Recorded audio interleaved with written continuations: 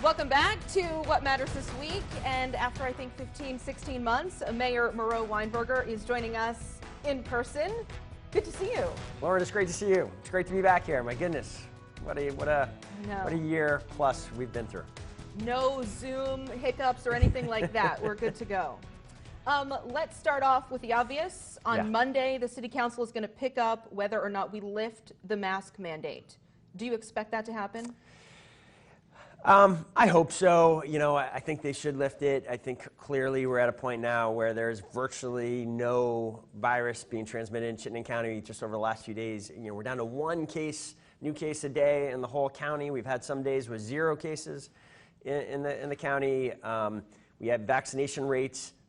We are the leading county in the leading state in the country. The CDC, the state has advised shifting to this new posture where vaccinated people do not need to wear masks when they are in public places, when they are indoors in retail. That's what our mask mandate is about. I think it's time to change that. I thought it was time to change it a few weeks ago. I certainly think on Monday, given where we're at, the council should make that change. Okay.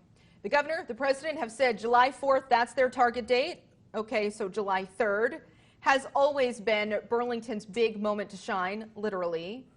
So how will the fireworks look this year? Any changes?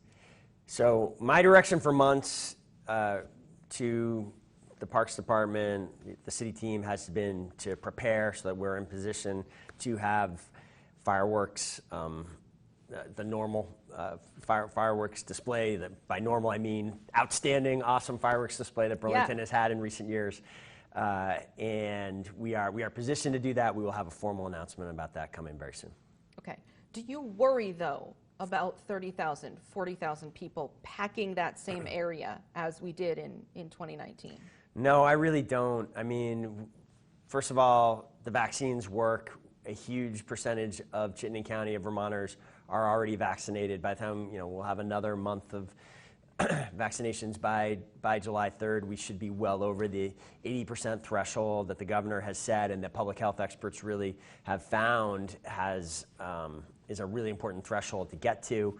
There is almost no virus circulating right now, and what we know now that we didn't know earlier in the pandemic is that outdoor activities are pretty safe, even for unvaccinated people. Outdoor activities are really quite safe. So really, I have no concern saying to everyone, mark your calendars for July 3rd. We'll have a formal announcement about what to expect soon, and I don't think there's any public health concern. Frankly, we have a couple major events before then that I hope are on people's calendar and that they're thinking about joining us for the Jazz Fest, which begins on Friday, and for Juneteenth, which is taking place on June 19th. These are major events that are outdoor events, and they're safe. People should come on down, come back to Burlington. It is safe to come out and enjoy all that Vermont and Burlington has to offer again. It's very exciting that through our collective efforts and sacrifice and commitment to science and commitment to the vaccines, we're in a place where we can say that with confidence. You mentioned Juneteenth. Burlington set to host a celebration this year. You attended a George Floyd memorial last week. You acknowledged the Tulsa Race Massacre. It's been a long year, and there's a lot that's gone on. Is Burlington catching up when it comes to issues surrounding recognizing social justice, race issues? Well, I mean, I think, is Burlington catching up? I mean, listen, I think this country has 400 years of racial injustice to account for and to reckon with, and there's a lot of work to do there everywhere, including Burlington. I think Burlington is one of I certainly hope Burlington is now part of a vanguard of communities and cities that are trying to address these issues head on. I devoted my entire State of the City speech this year to talking about racial justice. I said this is our most urgent, and with the pandemic ending, this is basically our most urgent and greatest challenge.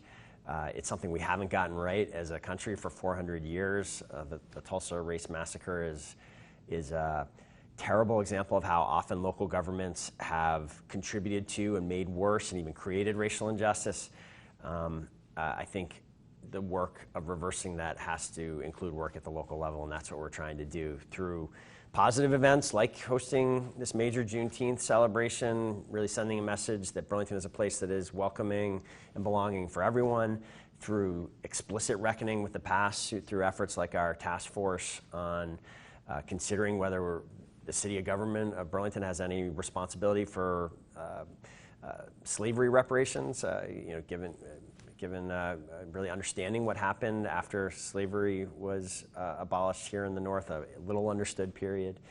We are substantially expanding our Department of Racial Equity, Inclusion, and Belonging so that we can be working on across all of the areas of our community where we continue to see unacceptable racial disparities in health, in economic opportunity, in wealth, and in education, childcare.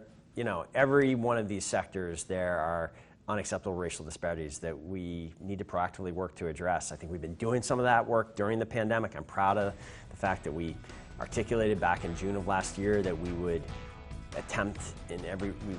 see everything through the lens of attempting to have a racially equitable pandemic response and recovery. We've got to take that emergency work and apply it to our work going forward as well. That's what I'm trying to do.